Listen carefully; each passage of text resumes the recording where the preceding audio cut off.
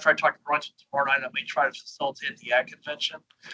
What they want to do is essentially talk about issues that are comparable in their counties, and it made me think that each one of us represent a county board. Go to county boards, and county boards have the same kind of issues that they have to work through: financing, money, how they paying for stuff, leadership. There's a lot of different components that our county boards do, and so I think at the very least we're going to have some good dialogue about common areas that we have to work through together as counties. As Rob had referenced, on Friday, I attended a tour with Chairman Spearman at the Food Bank of South Jersey, Hope Works, the Cooperative, Camden County College, and the Camden campus, their new facility where they do food culinary as well as hairstyling, I believe is probably the right term to use for that, and Cathedral Kitchen. And the thing I think is probably the biggest take home for me from that, I attended with President Blue as well as Rob Vivian. The thing that I took from that, probably more than anything else, is what more can we do?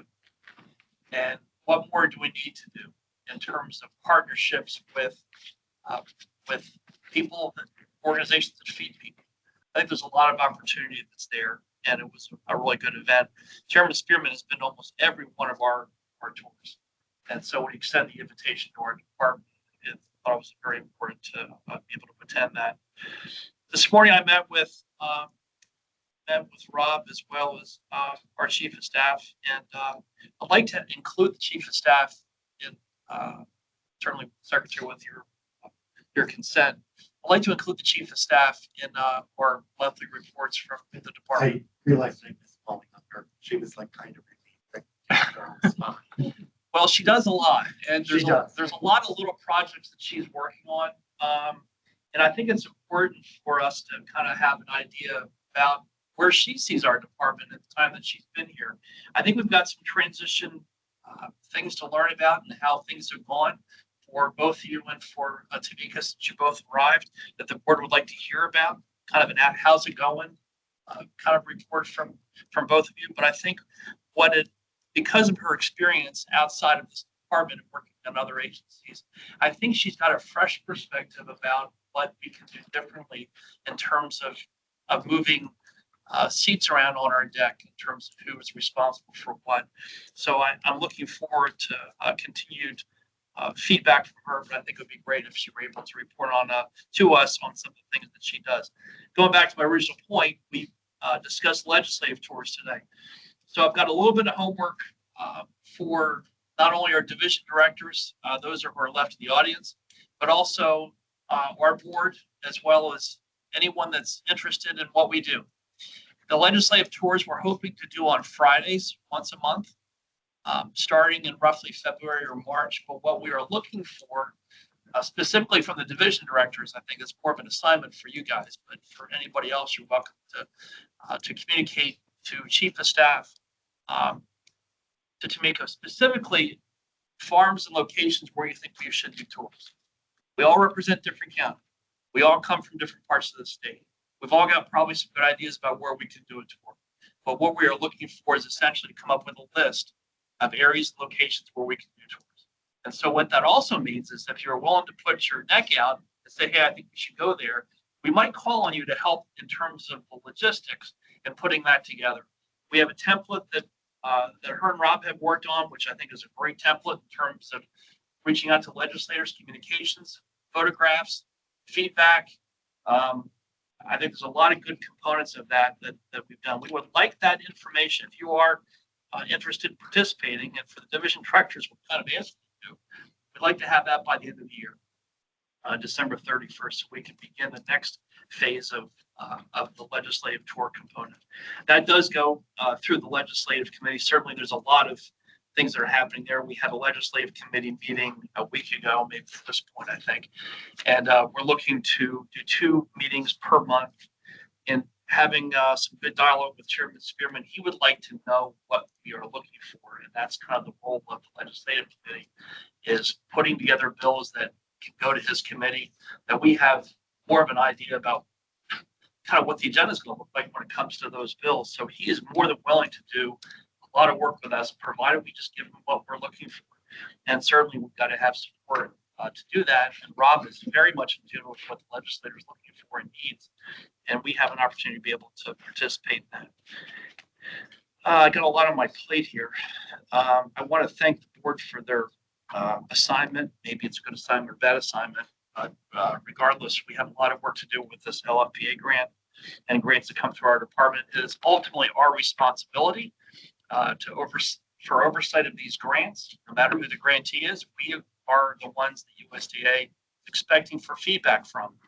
And I wasn't real happy with the answers we got today about the report that we are aware of that the food collaborative had done with the food banks, but I'm not going to dwell on that a whole lot. What I would like within the next week or so, I'd like to communicate with or get the communication from the Food Nutrition Division in terms of where we stand with the current grant, and also get a feel from our subcommittee here when we want to meet and tackle that. Whether it's at your pleasure, whether you want to tackle that for the end of the year or not. I don't know it's terribly critical to meet yet, but I think it's important that we get the information from Food Nutrition. But again, it's entirely up to our subcommittee how we want to move forward with that. As I had asked for my motion, food security, I think is important for him to be instrumental, this team to be instrumental in executing that moving forward. I got one other thing I just can't find out where. Oh, convention. Nancy Wood, God bless her, has been working her tail off on this convention, a couple different locations, but I'm proud to say that she has got the menu together. It will be $75 per person for the dinner specifically. Price is going up because it's going up. It's just kind of the way it goes. We are looking to enhance the reception, and with generous contributions from partners, we're going to be able to do that a little bit. And we have a speaker, which Mr. Olson will probably touch on at some point.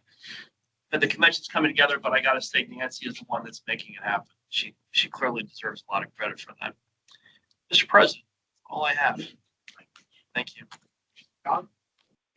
Last week I attended the Mercer County agriculture meeting, and then a couple days later I went to the Middlesex County the meeting / holiday dinner when they had their reorganization there. That was a good lively meeting. That was the Fresh Ponds Farm. They had a pretty good year, even though they were drought, because most of them were all vegetable farmers. They had irrigation. But what I wanted to bring up is what I was brought up earlier was about the hay situation around our area. That down where I'm at, we have several little farms that only have a few cattle, few sheep, goats. They rely on the farmers to get hay, and because of the drought, hardly anybody got any second cut at all, and they're all starting to run out of hay. They call me. I said, I can't spare anything. I'm not making it either. So it's been a situation where it's getting to be bad because they want to get rid of some of their animals early. They can't because no lives. They can't get into slaughter places to get rid of them early because they can't feed them. So it's going to be a problem in the future if we can't find a place for people to unload their animals when they get in a situation like this. So I brought it up at both our meetings, but they didn't have a lot of livestock people there, not that many left around. But for small farmers, it is a big concern. Hopefully we can come up with a solution for them. I saw this farm service thing, so maybe we can help there with that drought assistance for hay or something like that. But that was a big topic around Mercer County anyhow for us. And I just want to ask Dr. Patel one more thing about this bird flu. Does that only affect liquid milk? It doesn't affect the meat at all? So far, they have only found like a couple of cases during, inspection by FSIS at the slaughter plants. So it doesn't look like it's a problem right now. So I just wonder because we have a deer processing plant at my place, and we get a lot of donated deer. And here we package it, shrink wrap it, that just goes to food bank, people eat it, no inspection except for this township comes in, inspects it, health department and the state once a year. I just want to know if deer have anything to do with any of these other diseases you've been finding on all this livestock. No, not now, no. Okay, that's all. Thank you. That's all I got. Yeah, just very briefly. A lot of concerns about labor costs, which continue to appreciate at a high rate. The adverse wage rate for H2A just came out Monday. It went up to $17.96 from $17.20. And that was effective immediately. So anybody who had current contracts had to immediately change their wage rate from $17.20 to $17.96. And seeing similar responses in wages for H2B workers as well. And of course, statement of wages going up, not quite $1, but it's going up, I think, roughly 50 cents this year, January 1st. So as much as we all want to believe that inflation is being held back, the reality is the wage inflation is still very real. And so it continues to really nibble on farm profitability. And interest rates are dropping, which is important. Fed did announce a per point drop, but they also signaled that they're not nearly as eager now to drop rates in 2025 as they originally were. So, here we are again with still very high historical interest rates, higher than ever labor costs, commodity prices are very weak. Farm profitability 2 years in a row has dropped significantly. We at best are going to just buy a 1-year extension of the Farm Bill. And I think there's a lot of anxiousness in the industry. And that's certainly what I'm hearing, combined with regulatory pressures, real and everything else. So there's a lot of anxiousness out there. And that's what I'm extracting from all the county boards in Northeast New Jersey that I'm interacting with now. One very specific thing, and I don't think it's something we can solve, but I was asked to pass this on to you, Chuck, and Mr. Secretary, as chair of the SADC. Passaic County is concerned. CADB commissioners have reallocated their open space tax fund away from farmland preservation. There's no longer a dedicated portion for farmland preservation. It's going into parks and other things, historical. And that is making them incapable of preserving the few remaining viable farm operations that would be eligible for preservation. They don't have a county fund, so they don't have a county match. These farms are small. They don't necessarily meet the criteria that the SADC has. And yet they contribute a lot to the quality of life for the communities that they're in. So I know that there's nothing we can do to solve it right now, but it's a very real issue. And maybe it warrants some level of review when the SADC is taking up a criteria for urban county preservation. Beyond that, I don't know, Joel or Bob, do we want to discuss the component of the convention I've been engaged in, or are we going to take that up later I on? was kind of waiting for everything under the convention committee Yeah. report just to go. So we're glad Steve, kind of jumped in. Thanking Nancy though. That is, she has been doing a lot. But yeah, if we can, if you want to say it now, No, it's one less thing I got to say. So I'll contribute when it's time to report on convention. How long do you guys want to debate? well, no, I don't think we have. You're good for now? Okay. All right, David, unless you want me to talk longer. All right, so Just keep going. Let's keep you guys well covered a lot of what's been covered at the County Board of Ag meetings that I've been at. I'll touch on some positive notes. We did have Hunterdon County had a very robust discussion at their dinner. And the goal there was to have a group of panelists to engage in looking at 5 years, 10 years, and just loosely talk about it. I invited Steve up as just somebody outside the county, not necessarily in the county, so that they became aware of somebody from outside the county. Invited Farm Bureau. Secretary was there. Tamika was in the crowd. But ultimately, what it was to have a discussion of how it looks for the future of ag in Hunterdon County. And there were challenges that were met. Not even finishing the 3 questions that I asked everybody to answer. It's very difficult when you have a large panel. And you have a bunch of old people that want to go home. But these are the questions, these are the hard questions that need to be asked, and they need to be answered. And so I got my questions answered. I really did. And we're going to take that and run. What that's kind of sparked within the community is that the county, we used to have a business picnic for the farmers, and in the middle of the summer. And it kind of went to the wayside. It wasn't as well attended. But now all of a sudden there is an interest to take a look at ag viability and how it looks in Hunterdon County and what does it look like. We're asking the county commissioners to address agritourism. We're trying to better understand what that looks like. What does it look like for SOEs? There's a projected with the Hunterdon County Board and the county extension, Chamber of Commerce, and multiple legislators who have decided that they want to encourage. So what I would even encourage, maybe even some state board members at that point, we talk about these opportunities where people can come and engage. We're gonna try to come together and address how ag looks. One of the things that continually comes up is producing food, aggregating food.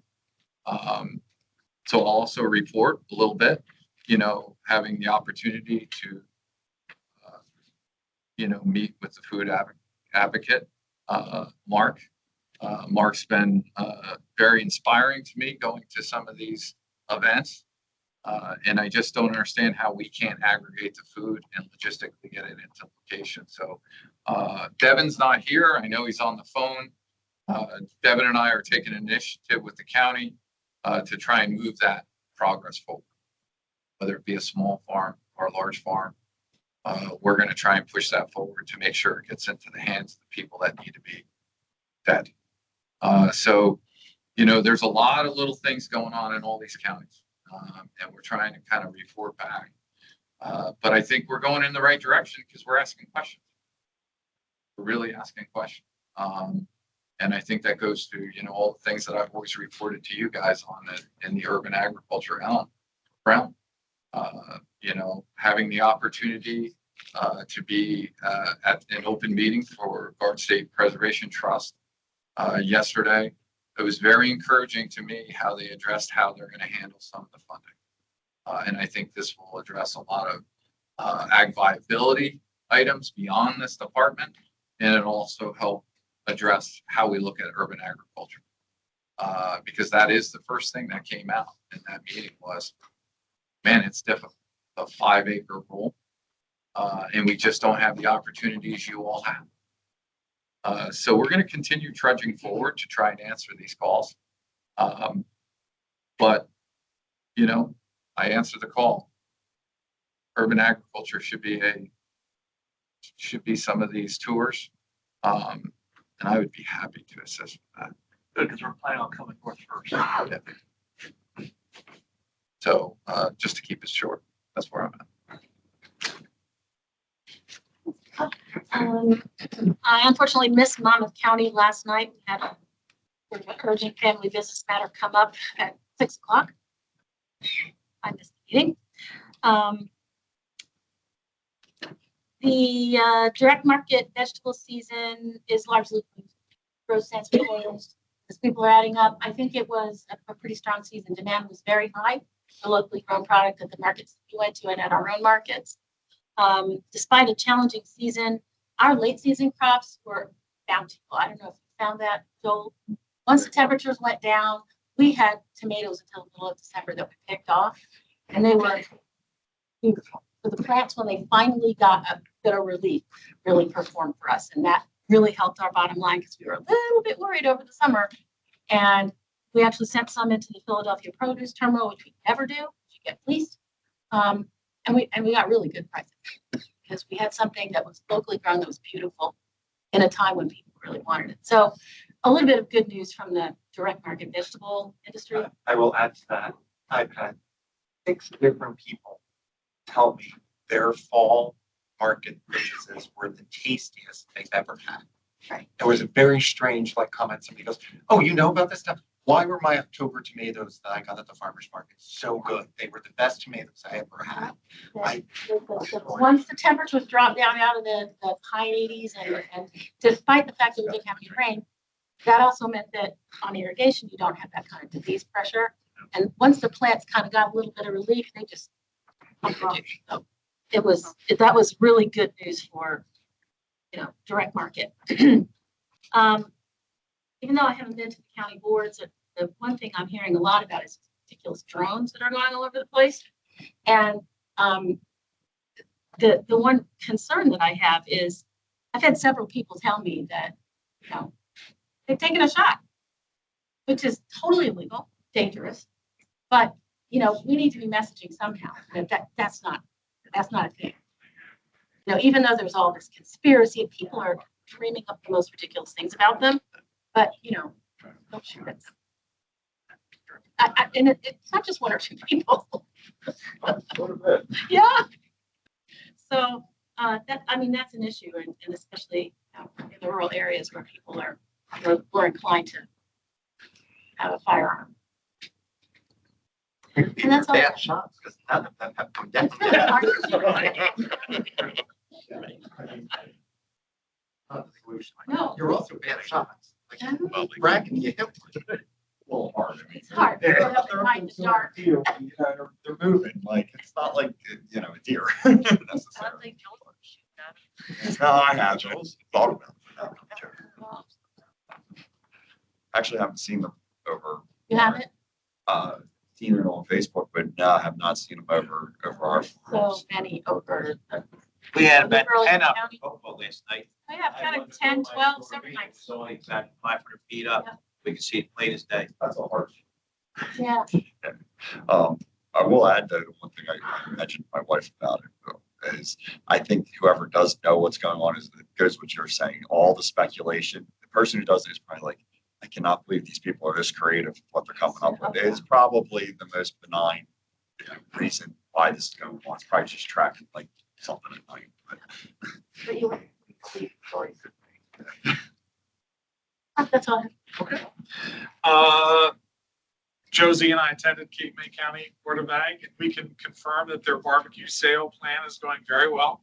That was 3/4 of the meeting. Yes, right there. their meetings are always between 45 minutes, an hour, and 15 minutes. And if they don't spend 35 minutes talking about their barbecue, they haven't had a good meeting. So that's going really well.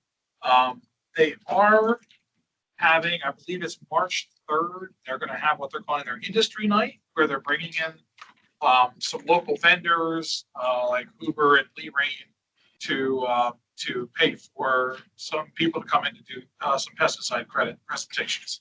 So I guess they did it a couple of years ago. It was fairly successful, and people came in for a whole afternoon and evening event and got a handful of pesticide credits. So they wanted me to pass that word along. That's March 3rd.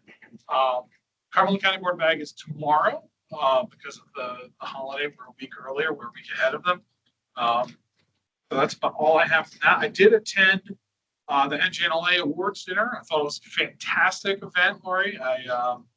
That venue space is quite impressive. I've been to a couple events there, but that was very good food, very good entertainment.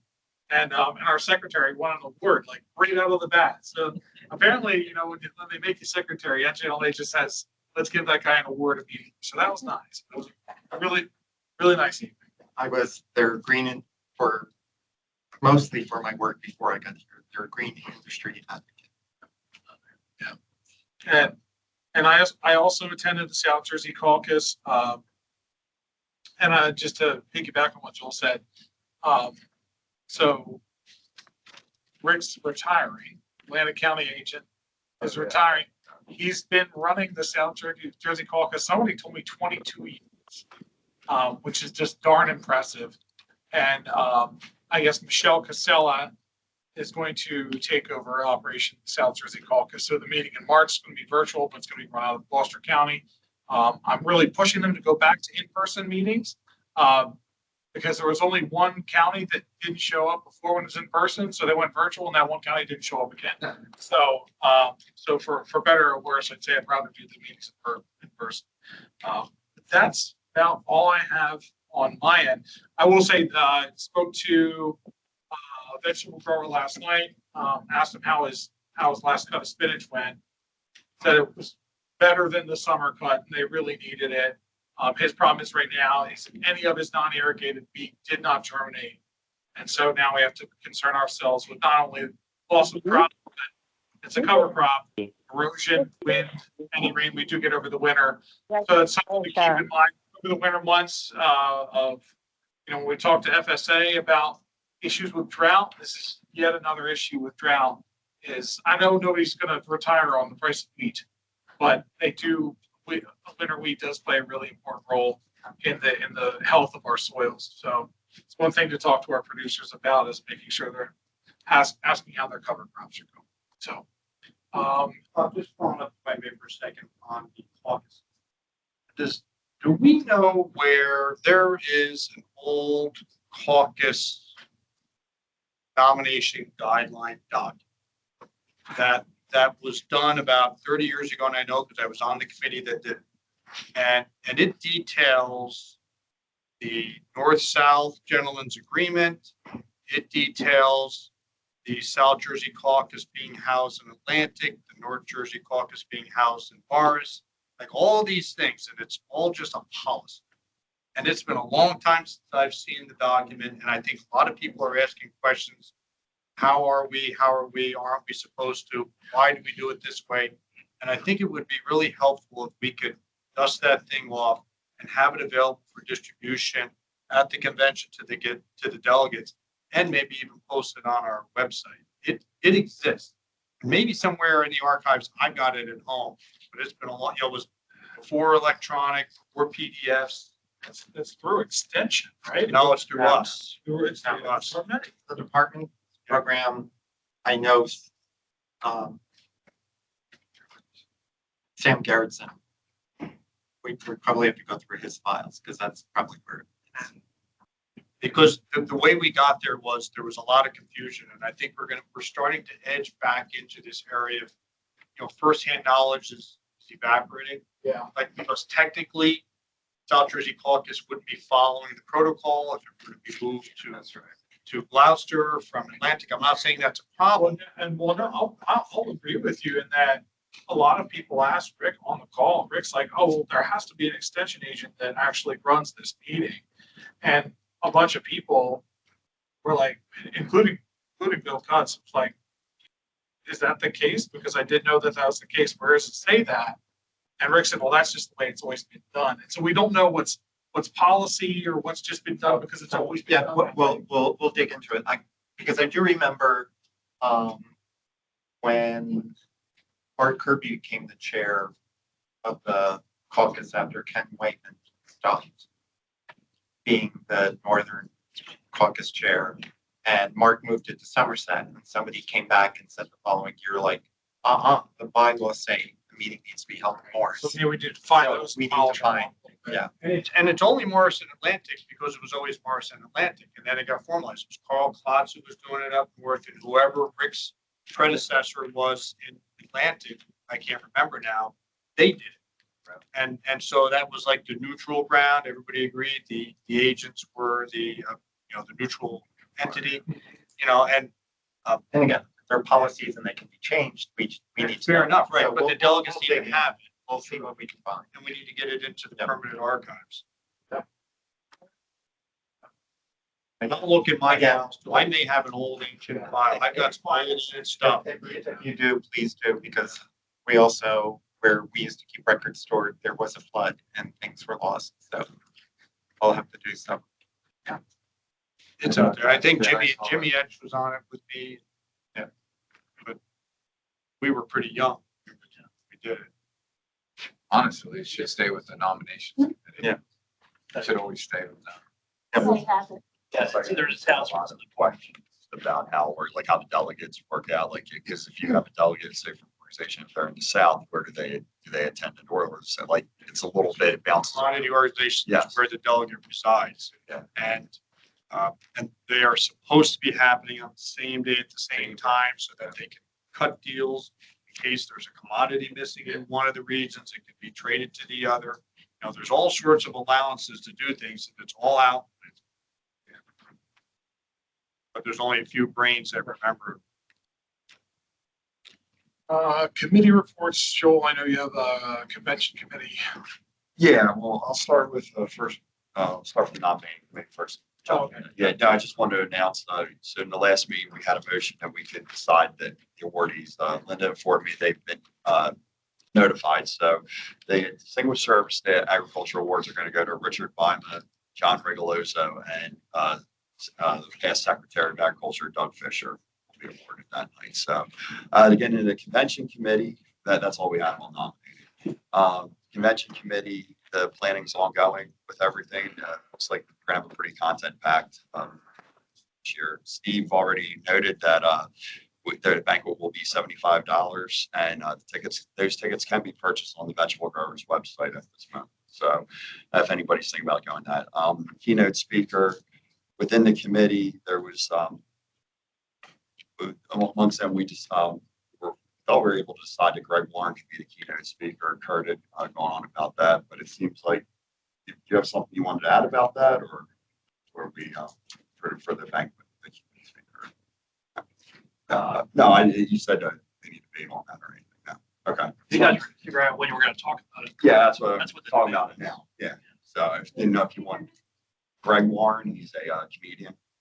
A rural, humorist, right, that has an underlying positive message for those of us in rural areas. And I should add, Joel, if I can, so we've succeeded in getting Farm Credit East and now American National is on board. Oh, you did? Okay. Yep, I got the commitment from American National yesterday to help underwrite not only the cost of the keynote, but also the reception, the youth ambassador reception. And there's also permission and funds available that we can direct towards the underserved producer network. So my estimate is we probably have close to $10,000 to work with in sponsorship outside of the keynote that we can make some internal decisions about. So, so we'll have to work. I don't know if Joe's in the audience. No, Joe. No, I think we just need to make sure that, we are appropriately recognizing these key sponsors in different ways. And they're looking for what you need in terms of logos and other things.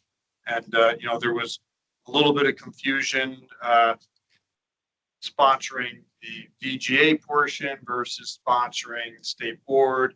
And we worked that out. And I just for clarification, there's a lot of entities that would be willing to sponsor but can't sponsor our portion because they are interested parties, which have a conflict of interest because we regulate them. So we kind of landed on finance and insurance are entities that are not interested parties to the department. And if anybody else has a non-interested party that can sponsor us, we're happy to have a conversation with them so we can enhance some of these other programs for all the participants. And I think if we cultivate these relationships, they're ones that we can have for a long time. Do you have a number for the risk we can spend? Or is it 10,000 or is it not? We have to split that. We have 10,000 collectively above and beyond the guest speaker that we can navigate right now. Go to help him with the reception and everything. So it'll underwrite, the increased food, AV, Nancy had a sort of a laundry list of things that were available between the youth reception and the networking event. And I think that that's where we're directing the sponsorship. Based on, Joe and I kind of have a mini meeting here. Yeah, sorry. Joe had mentioned we had 10 as the number, and I had met with Nancy yesterday by phone, kind of going through different components, and she's going to go through and look at options, food items and whatnot for Nancy. Reception, she's working on that. I think everybody's looking forward to having more than cheese cubes. Yeah.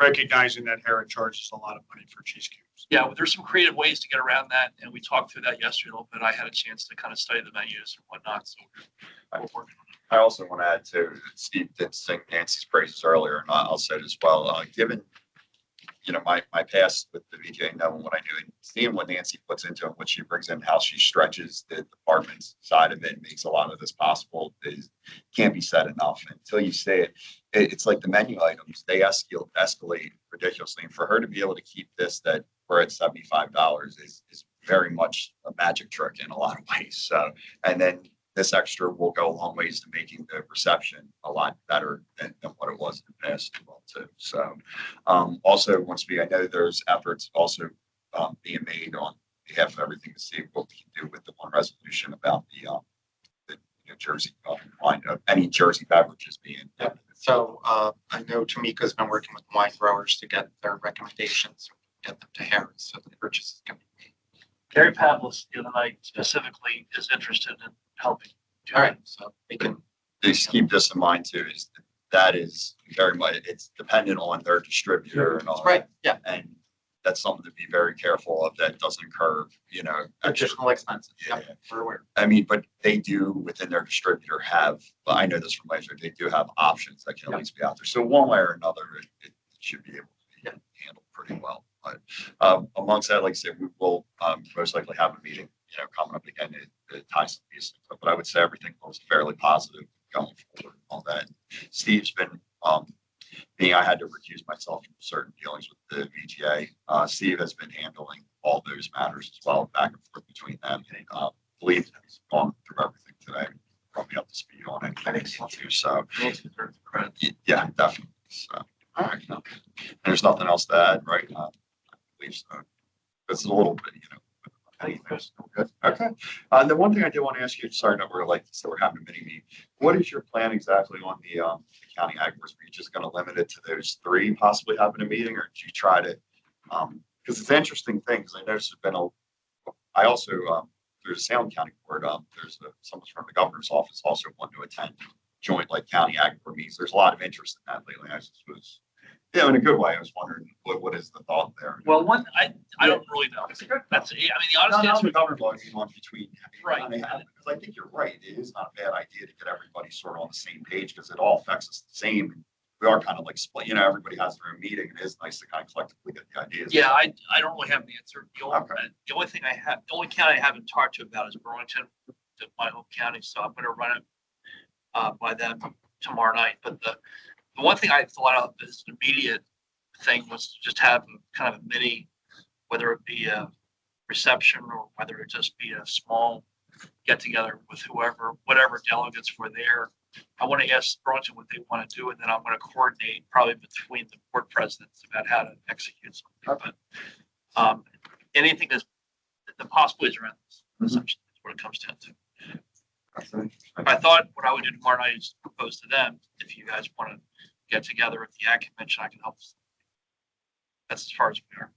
Same like how we did in Ulster and Salem, we did like a joint legislative tour. It's kind of nice, like you said, to bring these groups together to work together. So that's, I just was curious if you were going to keep it to just the delegates, or if you were going to have because not always the president attends. Right. So that was just, no, it's a good idea. So, all right. That's all I have. Yep. Any other subcommittee reports that I don't know what was alerted me? I'm sorry. Rob, have we got an update on the language on the invasive species by any chance, Joe? Other stuff that's been going back and forth. I don't know if I have the latest version of it. The latest copy that you were sent went over to governor's office DEP, and that has gone over to spin. So until we get a draft back from OLS, he plans on doing it January 6th. Yeah. Got it. Just want to make sure where was that. Real fast on budget. Ed, are we still on for the budget fishbowl on the 8th of January? Yes. What does that look like in what is the level of participation that we want to have with the committee or members of the committee? We can do a dry run with the committee if you want to get them together. We'll do so we're going to need a virtual meeting. Yep. Prior to the 8th then? Yep. You want to hear what we're doing and how we're presenting? Right, because that's just for everybody's benefit. That's when the department is presenting its vision for the upcoming fiscal year's budget to representatives of the, tell me, Joe, in the fishbowl. On the treasury? Office management budget, yeah. Right. Yep. So it's not interactive on the part of the committee, other than just interactive on the couple of representatives from the department. All right, so budget committee, I will be on the lookout for something. And I think we all agree it probably needs to be scheduled for right after the first of the year. In terms of a meeting, I don't think we're going to attempt to schedule a meeting between now and January 1st. All right, thank you. The one I had was for the grants committee. Do you want to tackle the grant work and the forensic work plus the next grant before the end of the year? Or do you want to Food Nutrition get their stuff together and then get that to us, and then we meet after January with the pleasure of the subcommittee? My question. Go first.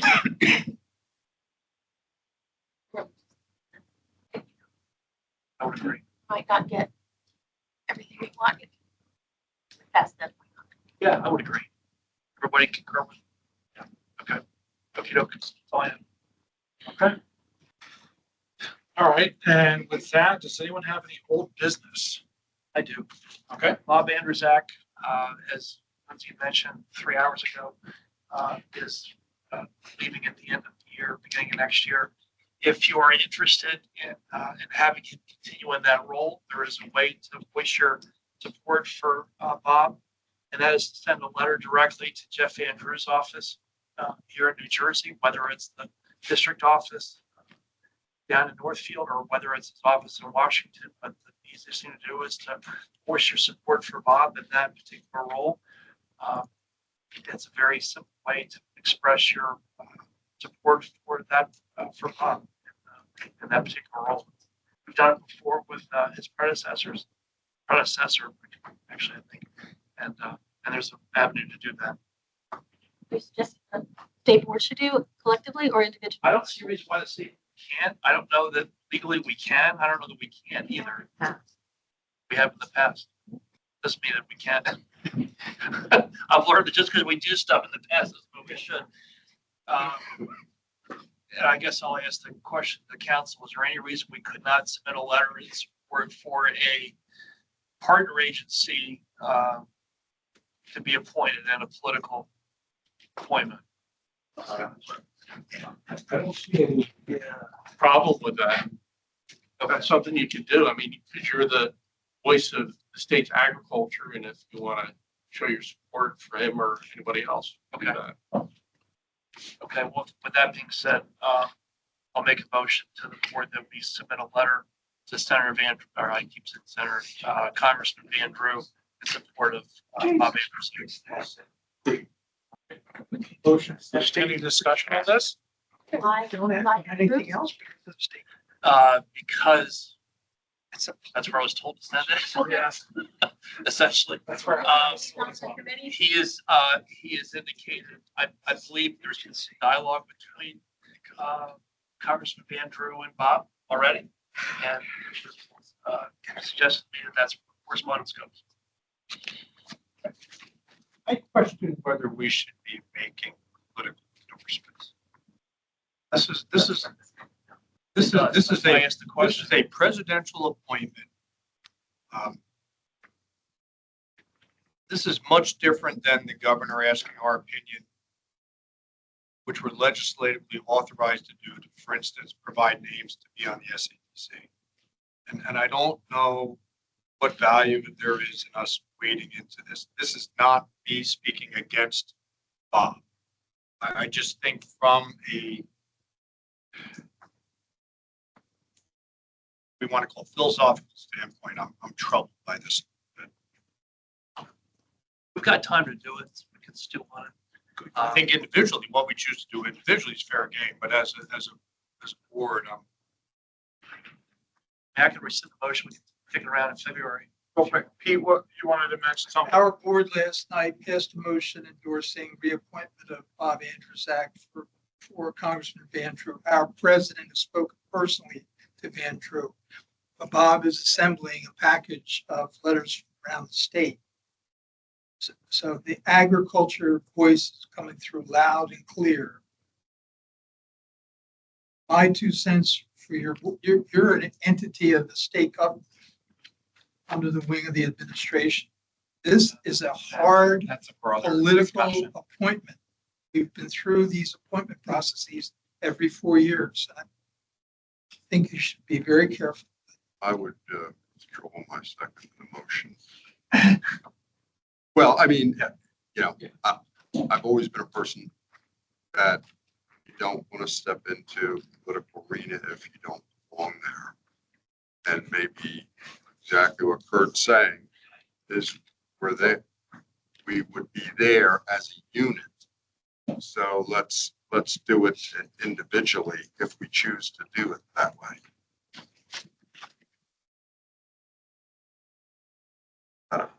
What we all do collectively on our own. Sorry, I didn't mean to step on what you're doing, Steve. Oh, I'm not worried about it. Well, I think it's pretty obvious. Yeah. Positive. So Yeah, the you, thing that you we, have a motion that was unseconded. yeah, so it does. No, it just does. Okay. All right. That's it. Any other? That's for the record, so we know what happened. Yes, yes, that's right. Any other old business? Hearing none, move on to new business. We have the final approval of the NJAC 2:10 for the amendments to laboratory services. Should be in your pocket, 7A. My colleague. Oh, see about. You need to also have for, which is Not yet. yes, discussion all offered. Yes. motion, I have a motion and a second. Any discussion on 7A? Can we just get some feedback on the comments that we heard from the public earlier today? Just on the fees and the fact that this proposes to assess fees for laboratory tests that are not being performed by the department. So if I heard it right. Can I just explain where we Yeah, are? yeah, we exactly would have looked. This went out for public comment. We got 5 comments, 4 from veterinarians. Each one of those objected and reflected the comments back from Barrow, believing that this penalizes those who don't use the lab for their cognitive test. We don't agree that it's a penalty, but we see that it's understood that way. So in discussing this with Dr. Patil, what we're doing is, what we're asking the board to do is to make some change that are non-substantive to the proposal to remove the wording for cognitive tests, not for the ADL, it's AHDL, so apply to all cognitive tests, this processing fee. But at the same time, to recognize that those who have their cognitive tests done at the state lab, part of that process includes processing, the same processing by NJDA that this fee is intended to cover. It's part of the cost. So the outcome will be that everybody is subject to that fee. Those who have their cognitive test done within the state lab are already paying that, are already getting those services as part of the now $8 or what would be $8 that they're paying for the cognitive. And those who aren't would also be It's $8. The Coggins test, it's now $6 proposal, but up to $8. The Coggins, the fee that we're talking about, the processing fee. That's $1. Yeah. The processing fee for the CVIs is $2.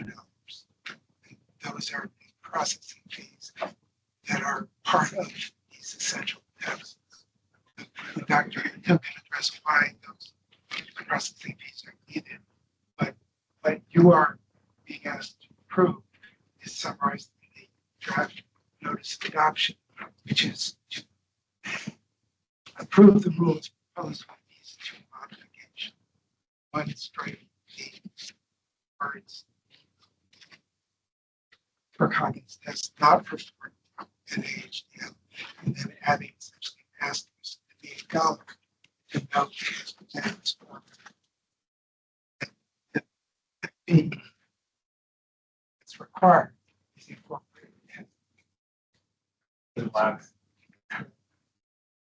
So if I'm a vet and I'm performing this test for a client and I choose not to use the Department of Ag lab, I still have a responsibility to take those lab results and submit them to the department. Is that correct? So, yes. And So- when I submit them to the department, I'm being accompanied by a check for either $1 or $2 per test, depending upon what type of test I perform. So I think it's very important to distinguish the lab services that we provide from the state veterinarian responsibilities that we have, you know. So lab services is fee for service, you know, available to all the people in New Jersey. And there is a statute that authorizes board to charge fees for those lab services. So that's the lab. Let's come to the state veterinary part of the division, you know. So as a state veterinarian, you know, I and all of my colleagues, you know, veterinarians in the division, we are responsible for reviewing and processing, you know, these Coggins certificates as well as CVIs in the division, and that's the fee that is new fee that we are talking about. So as explained by Nathan here, the $8 Coggins fee that our clients, the lab clients, will pay. That already includes, you know, the dollar processing fee. But those who don't use our lab, you know, they will pay $8 because, you know, the USDA and the NJDA rules require that, you know, these Coggins from all the labs in the United States that do Coggins on New Jersey horses, they are supposed to submit a copy of Coggins to me and our office for review and filing according to our, you know, the rules that we have. And that's what the, you know, the $1 fee is. Kurt, I had a vet in my place called Coggins the other day, asked him about it. He said, I wrote down, I guess the same thing this other gentleman said, the portal's complicated for them to do, it's a waste of time. He says it's a state overreach. He wasn't in favor of it. But that's what I got from my vet. So that's, you know, that's completely. I don't know. So let's, you know, let's isolate that issue. I can answer to that issue. So the portal that you know your vet has mentioned is not our portal. It's the USDA's portal that we use as a lab. You know, so USDA owns it, they run it, they maintain it. It's completely beyond our control as to how that works. We use it as one of the, you know, user labs. We also use a portal that is offered by a private vendor who is not USDA. In our experience, that private, you know, portal is more user friendly than the one that is offered by the USDA. our lab employees also like, the private portal because of, the convenience. And I can understand, where the veterinarians are coming from. So it's not our portal. And if veterinarians, if they want to use the private portal through this, company that offers this service, there is a charge. The company charges, a few dollars to the veterinarians to use their portal. The USDA portal is free. So we, and if you're using private portal, if vets are using private portal, they can select any lab that they wish in that private portal and submit, the sample to that lab, that their selected lab. So we always have recommended, the equine vets in the state, to select, our lab in that private portal, which is more user friendly, but it costs. But they can still use our lab using that portal, except that, there is a charge for them to use it. So that's I think, a different issue in terms of, whether, we own that portal or not. We don't, we have nothing to do with other than, being a user of those portals as a lab. So we don't operate, we don't maintain, I understand the frustration that vets have with the USDA portal, because for whatever reason, maintaining that system has fallen to the bottom list of priorities by USDA. And, we on our end, we try to address that to them, and they know that, people don't like it. They still are maintaining that portal, and hopefully, they'll have something else in the future. But here is an idea that I'm thinking for last couple of years. I just need to, backfill all my positions, to work on this idea. We can actually, create our own portal, and we can offer that portal to the equine veterinarians free of charge. We won't charge it, and then we'll make it much better than the USDA portal. I had that idea in mind for last couple of years. I'm hoping that, at some point, I'll get to work on that. Especially, once I hire a person, to run the lab, a supervisor for the lab, which I was that person before I became the state vet. And we think that, we'll be able to do that, sometime in 2025, which would be, really very, very useful for all the equine veterinarians in the state. So they don't have to pay, this third party private, entity. Again, I don't know how much they pay, but I've been told by some members of the public that, it probably ranges depending on their contract. It depends on the volume. Could be a few bucks, could be, $8 if you're not doing too many tests, or could be, like, I don't know, So those are the numbers I have heard. I don't know, because I'm not privy to any of that. So. Portal together? Do you need help with putting the portal together? We could use any help, Yeah. Am I allowed to ask another question? You'd have to wait until the public comment portion. Okay. So the point is, the fee that the rule proposes is to cover the administrative fees that Dr. Patel's office has to do in keeping the records, making sure they're there, and for all the trace back of disease and other things that might happen with the transportation of the animals. It's our record keeping service fee. And it's assessed to everyone equally, because when we do it, we take $1 of that test comes back to cover that fee. And when somebody's not using our lab, we're charging the $1 to do the recording of the fee. That's where the fees are coming from.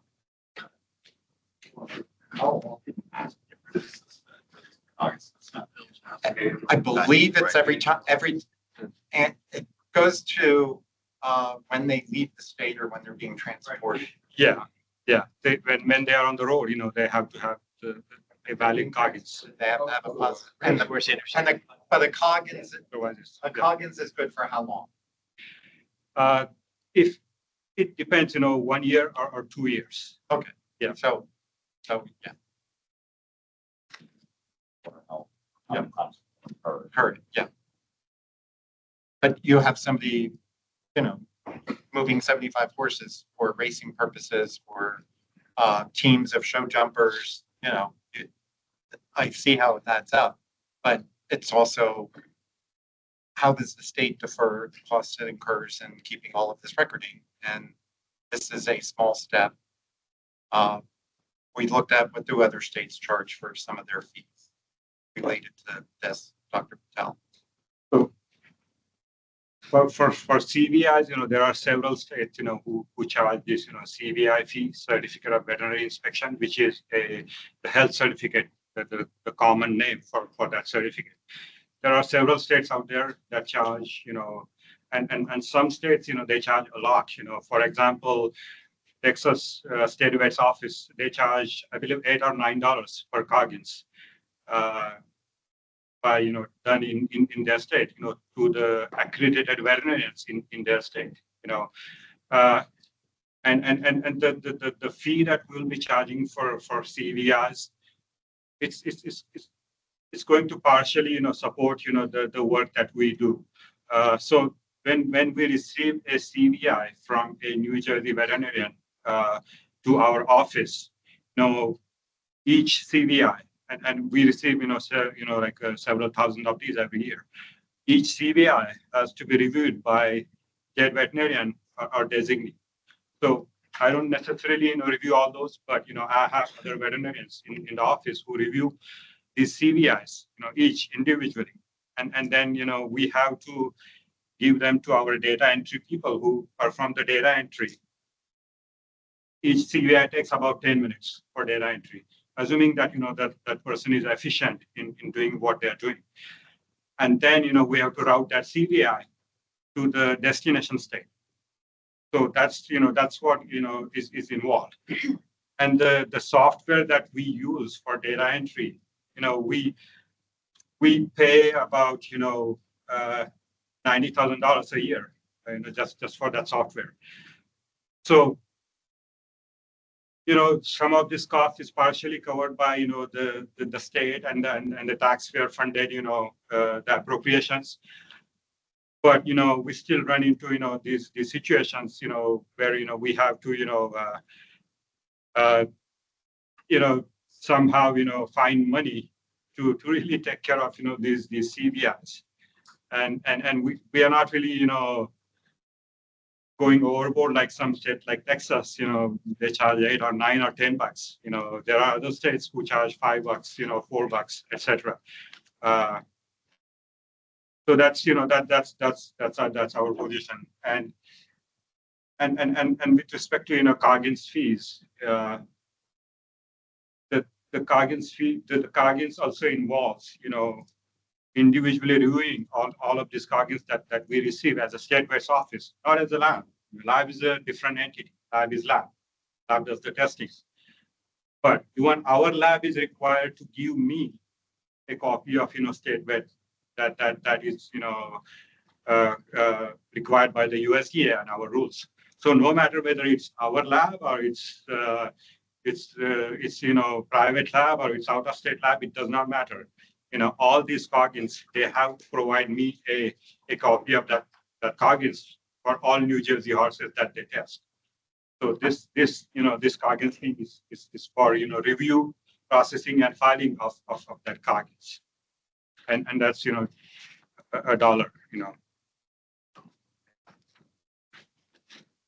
Thanks. Any other discussion? I'd like to hear the comment. I think it's a vet. That's what it is. Kids comment. Public comment. Yeah, we have to do it in public comment. I want to vote on it. I hear people saying no. That's fair. Go to the second. Yeah, so if that's the case, let's table 7A. We'll move to 7B. This is just readoption of the wine promotion grants program.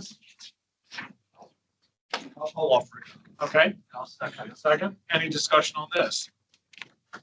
Hearing none? All in favor? Aye. That motion carries. So we'll move on to, well, I have a little bit of new business. Do you want to talk about? Okay, never mind. All right, so we're going to move to public comment. Sorry. Yes. going forward, like we do have a lot of experience, just kind of heard. Is there a way to go about, we could do roll call votes on a lot of these business things? Sure. You know, Yeah, what I yeah, mean? yeah, Make it yeah. managed part. You can ask You for know, roll you can call. ask for- I was kind of standing things. Yeah, Dave did today. Yeah, no, I mean, I knew he asked for it, but I mean, maybe or it's not necessary. I think on most things it's not necessary, but if you feel that any member can call for roll call vote on anything. It's So not a this problem. is from me sitting in the assembly the other day, every time they went around, they all did, you know, each one did, and I kind of noticed, that would be kind of a nice thing on the board, that way when we look back at this, we know, where everybody stood on a certain matter of record. Not necessarily pertaining to that individual, just. You can even call for a roll call on a vote that's just happened. If you Wanted hear to- the question. Anytime you Sorry. One other point of order. I wonder if we might adopt a policy of allowing public comment specific to an action that we're taking under new business prior to taking. So for instance, in Highlands, there's no action that we take that doesn't allow for public comment or fun. Think about municipal government. Steve's served, I have as well. The final hearing for an ordinance adoption allows for public comment for the final. And it could be that there are constituents that have important information to share with us. And if they can't anticipate what our discussion is going to be at the beginning, and then they can only testify at the end.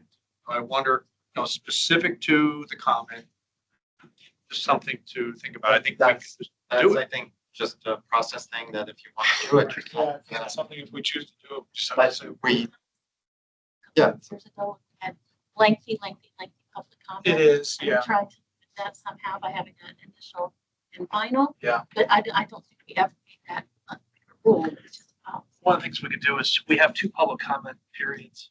One that should be here, in my opinion, one probably was intended to earmark for agenda items. And then the other one would be open.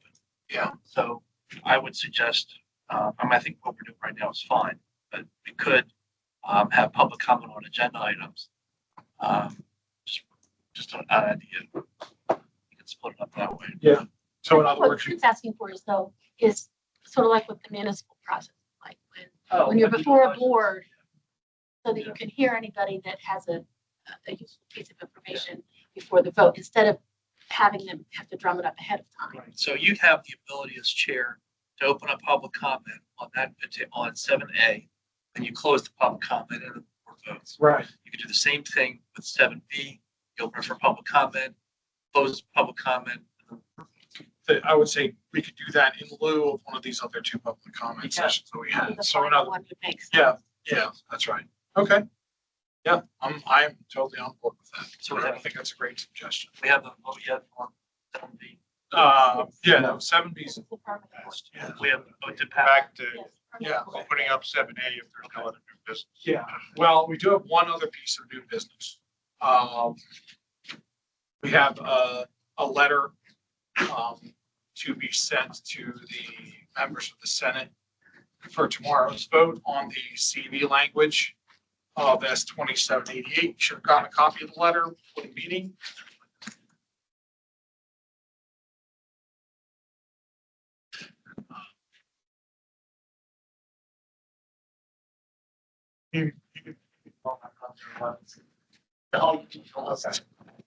I have to ask. I'll bring it up one more. If you haven't gotten a chance That's to what we look can at it. share. real We quick, get please along, do we can so. share.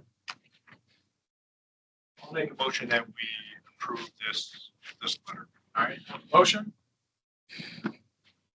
I'll second that. I got a comment.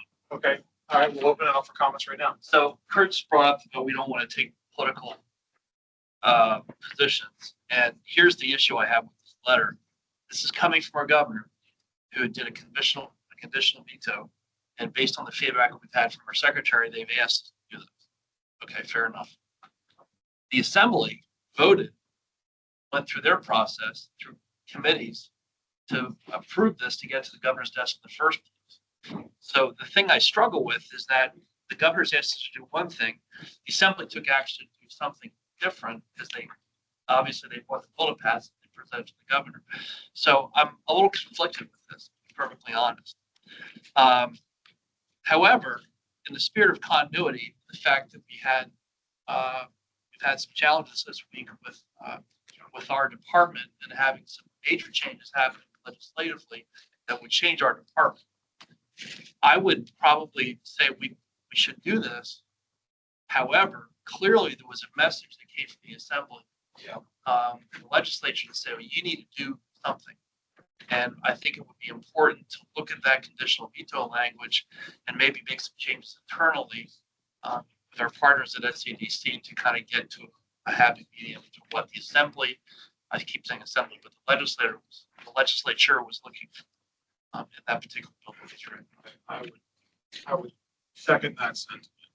Such a thing. This particular issue came up last summer. And we asked for it, or asked for input many times, an opportunity for it, so that we could voice our concerns to the assembly and perhaps educate them as to something. And that never happened. It never happened. And so this bill, we were told, is going through as is. There's nothing more we can do about it.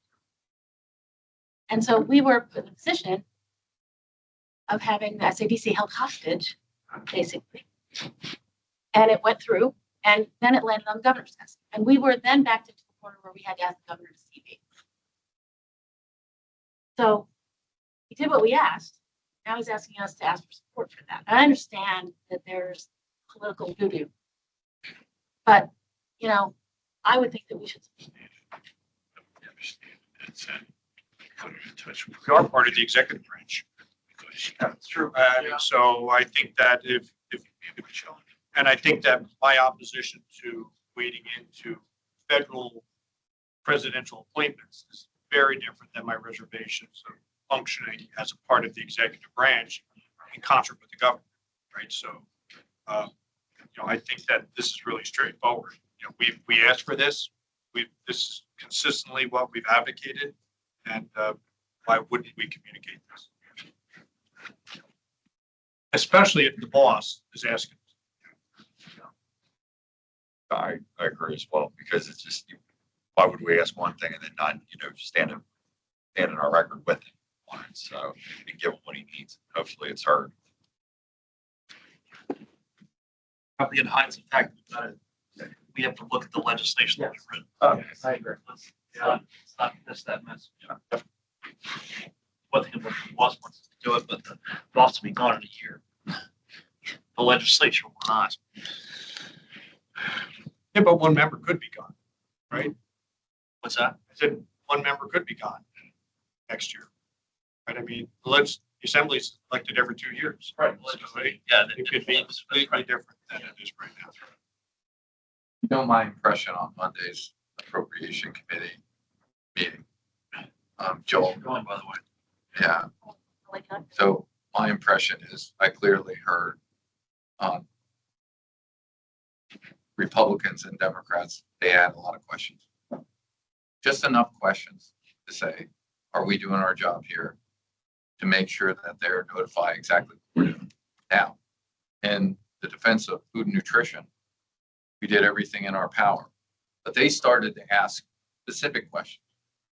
Workforce development, underserved areas. Are we answering the right question?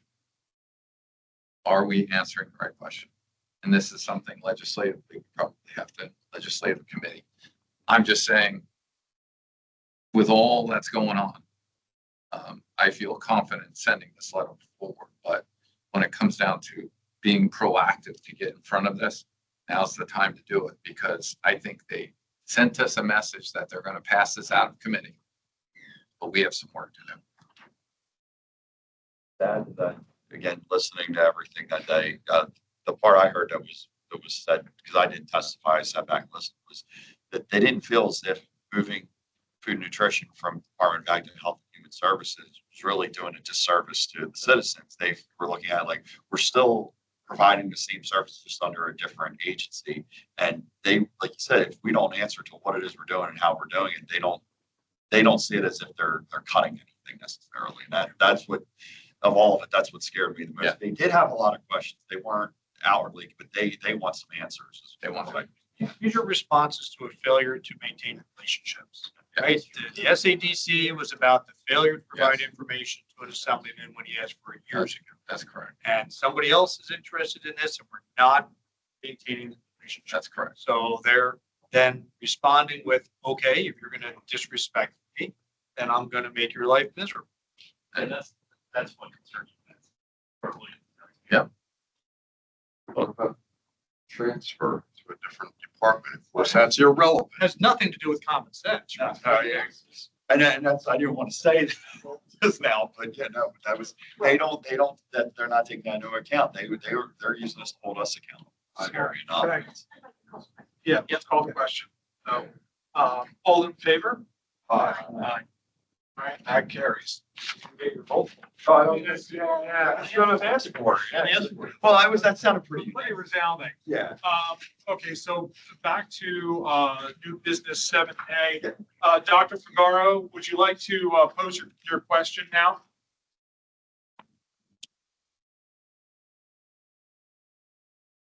No, he's still on the line.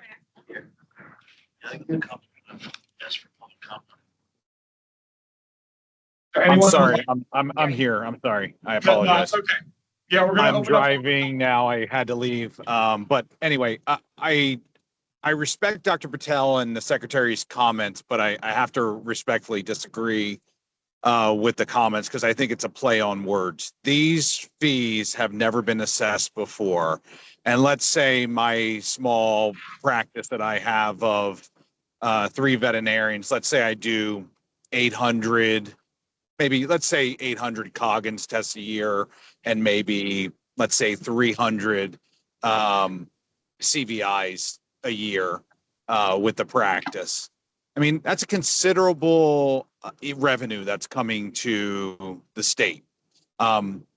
I'm accredited and licensed in Pennsylvania as well, and I've spoken with other veterinarians that are accredited and licensed in Florida, and those fees do not exist, at least these additional processing fee. We're also moving to more electronic access. Dr. Patel commented about it's a company called Global Vet Link that helps us do our CVIs and our Coggins processing with it. And everything's electronic. So the physicality of handling papers is less and less. And having worked for the Department of Ag in years past, and I recognize that things are different now. I know when I was there, the CVIs basically got sent in from the practices. They got stuffed in a drawer. Nobody looked at them. There wasn't a thing that was done with them. And I said before with my CVIs, I've been in practice for almost 30 years now. And the number of times I've ever heard anybody from the state come back to me and give me any feedback on my CVIs has been like twice. If we were to get a Coggins positive or an EIA positive horse in the state of New Jersey, and honestly, we have not had, and Dr. Patel can speak to it, but I don't think we've had a positive horse in New Jersey for, it may be a decade right now. And if we have had one, it's like one, and it usually came from a Southwest state. We just don't see it very much. So recognize it's a lot of paperwork and processing for a disease that we don't see as much in the Northeast. This is going to be an expense that's going to then get diverted to the farmers on things. And I recognize that revenue has to come into the state, and I recognize everybody has a budget they have to deal with. I just feel like this is a captive audience that is being kind of leveraged. And I guess I would question, are we just trying to make money here? Or are we actually really doing something with it? I can almost concede and say, all right, the CVIs, there's a little bit more of a rationale to adding a fee into it because there is some processing that has to occur. But honestly, if we had an EIA positive horse in the state, that's what really is going on. Excuse me. And that's what we would need to know. And I guess I can't speak to the fact that everything is, all of the Coggins tests are being archived and put somewhere. I suspect they are, but I don't know. It's never happened in my 30 years of being a veterinarian. So I have no idea what's happening with those tests results other than being recorded. So I do think this is a way of making up for lost revenue. And, you know, it's going to impact my clientele and a lot of horses in New Jersey. Okay, thank you for those comments. Quick question. Yes. Dr. Patel, Nathan, did the fees for the lab, our lab generated Coggins tests go up the same amount as the new fees that are being imposed on those that are not using the lab? Well, it's $8. Is it, what changed? Is it 8 still staying at 8 or did it go up? 6 to 8, 6 to 8. Okay. and then a $1 fee for the processing. Okay. So everybody's paying.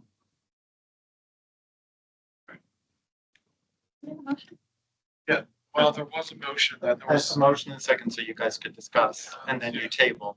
So you need a motion to take it off the table. Motion to take it off the table. Do we have a second? Second. All those in favor? Okay. Well, so this is now back up for discussion. We have, Members of the livestock committee, you, right? No. well, I actually have it right On now. livestock. Livestock committee. Holly Yep. and Yeah, so Lisa, it would Bob, be, and yeah, Rick. be, You were John, fine. John, Rick, Lisa, and myself, yes. But it was Holly. It was We Holly, yeah. discussed this- When we discussed this back in the late summer. And we had a long discussion about the impact of raising fees on farmers. Yes. And I think that we were unanimous in that, in the subcommittee, that the fees haven't gone up in a while and that the department is going under in some places, barely holding its own. And, you know, places like the lab, we can barely cover our costs, much less maintain. So as much as it's difficult to swallow increased fees across the board, we all experience it. I think that we, as a subcommittee, recommended to this board that we approve this. And then it went in the register. We voted on all this, went in the register, and we've had this public comment from concerned constituents who this is going to directly affect. But I think that I'm in support of this to keep our department solvent in this particular area. I brought it up. I says, why is the farmer always one that has to pay the price all the time? I'm not in favor of it because it's a big department. They're gonna find the money somewhere else. You can't put other farmer all the time, find something else to give the farmer. Right, what it is. So I think they should find the money somewhere else. Because it's bet, can't absorb all that stuff. He's got to charge his customers. And I think it's just, you can't go back to farmer all the time. It's a big department. Find it somewhere else.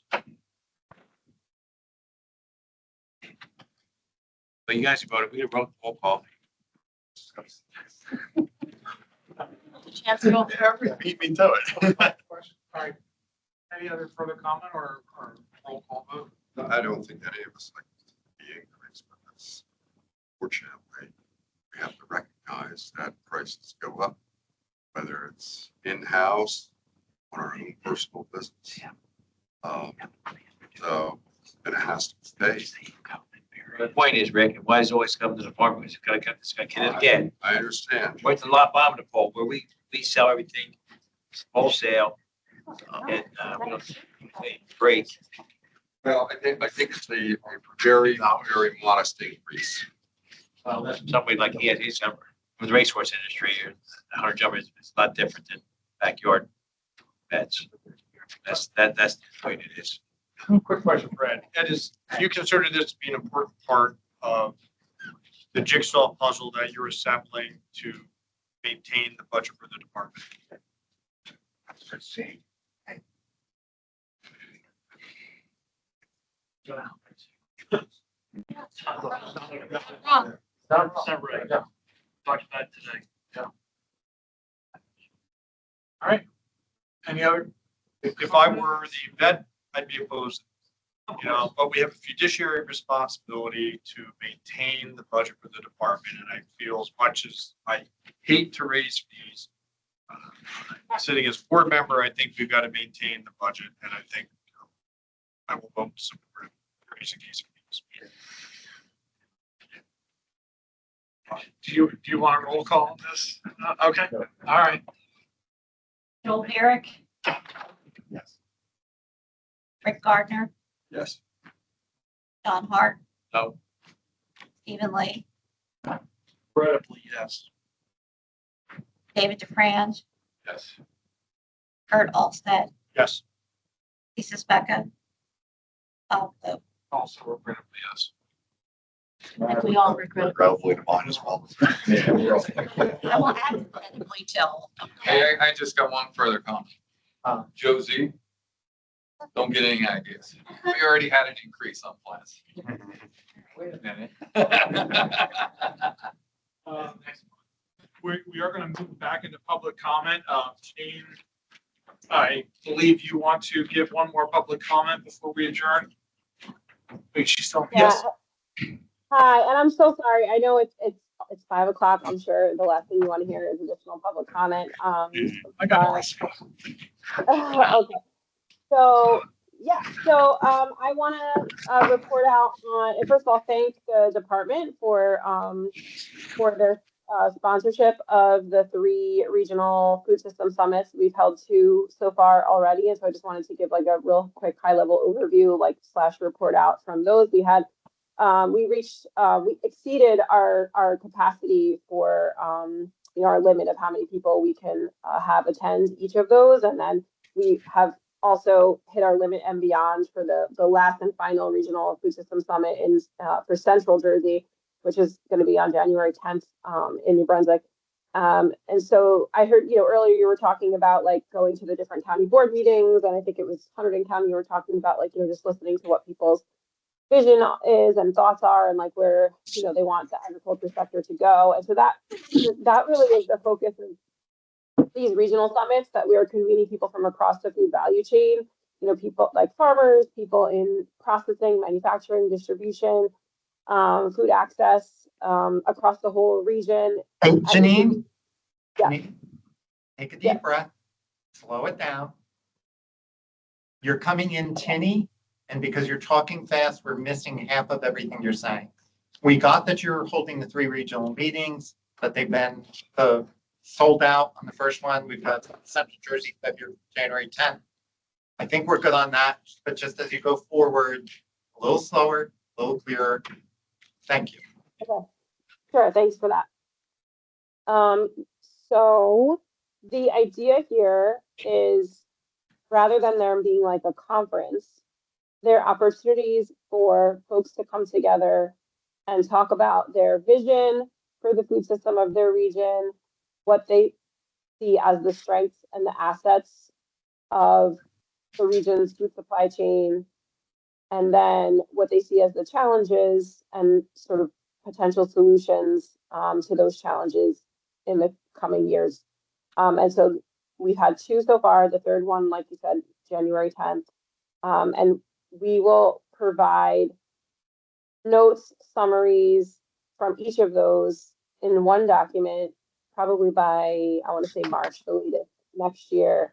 And that we see as being a resource to all of you, to a wide range of people, to be able to have a picture across the state of what people are thinking about and interested in seeing change, improve, expand in terms of the farm viability, emerging next-gen farmers, and also urban agriculture, food access, all the things that came up in these conversations. And so just wanted to thank the department for their support of these summits, and also thank you for having staff show up at each of them. There's been Department of Ag staff at each of them so far. We had a really great meeting last week in Newark. And so, yeah, just looking forward to giving the full report out when all 3 of those are finished, and we can look at the notes from across all 3 regions next year.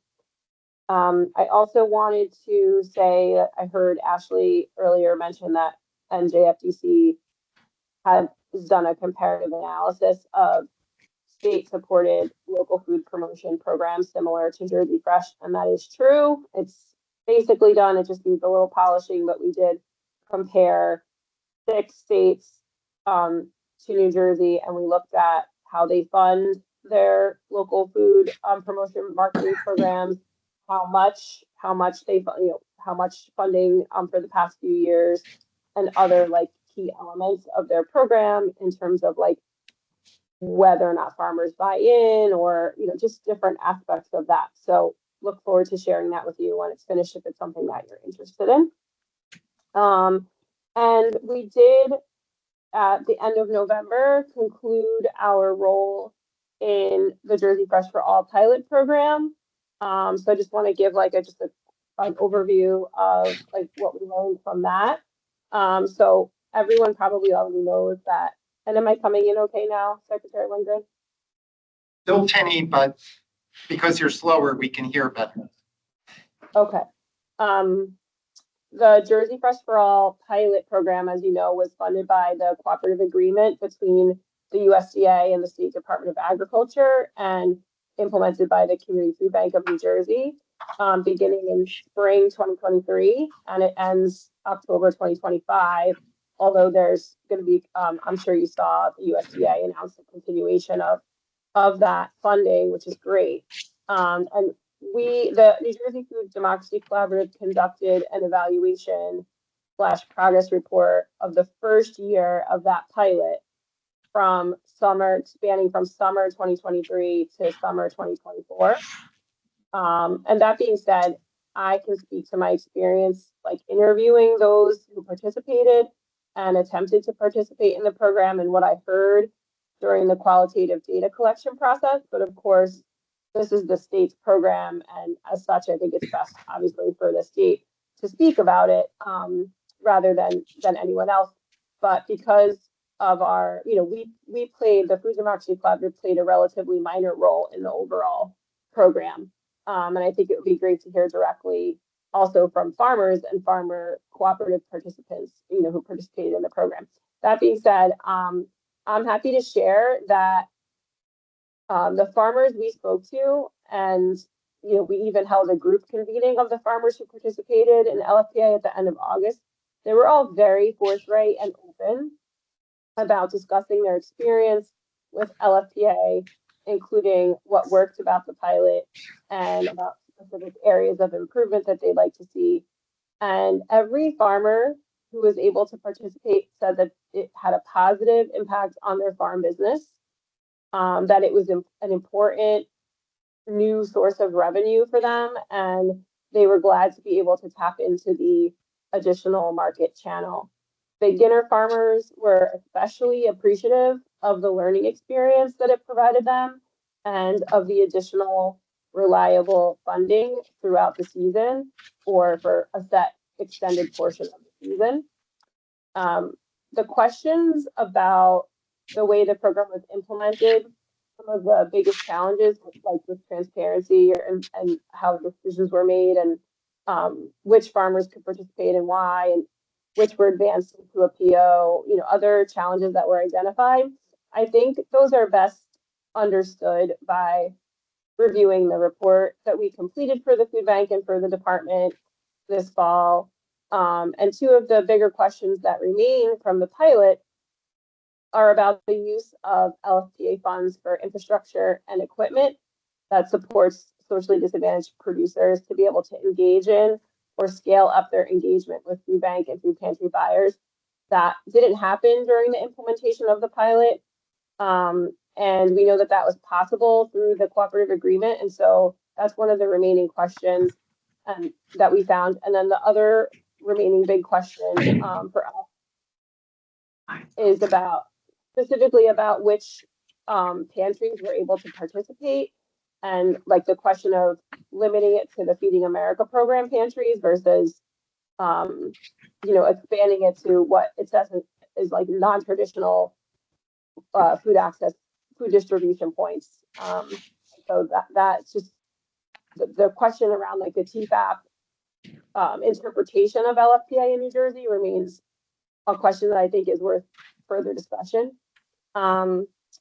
Lastly, it's important to note that through the entire project, through NJFDC's entire like participation on the project, we were tasked with providing a plan and recommendations for long-term sustainability of a farm to food assistance program for New Jersey, based on what we learned through the analysis. And I do think that that section of it, the like, you know, post LFPA or beyond the pilot, we'll call it, like, beyond the pilot time period, what are the recommendations that we can glean from the pilot in terms of how to build like a sustainable farm to food pantry program that centers farm viability and centers, you know, building support for socially disadvantaged and next generation farmers. And I think that's a valuable part of what we were paid to do for the project. And so I hope that, you know, that's something that is of value to all of you as we conclude our role. And it's been a really, really great thing for us to be a part of, and we're glad we were able to be participate in such a big way on the project. Thank you for that, Janine. What I would like you to do is work with our grants committee, because these are the concerns and comments we've heard also coming to the department on the program and where we can go, particularly with the new funding coming in. And that's why the grants committee wants to look at. So a conversation and a report from you on what you just verbally gave us to the committee would be great. Okay, great. Thanks. And, you know, when they meet, they may call you in to actually give that report. Janine, do I understand that because of the MOA between your group and the thank you, that it would violate the MOA if you gave us the report? Is that accurate?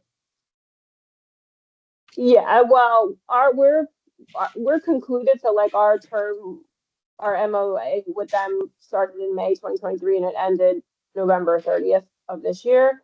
But regardless, you know, it's their report. Like we, you know, all parties made it clear that we provided them with the service, and there was nothing in the agreement that said who they own it.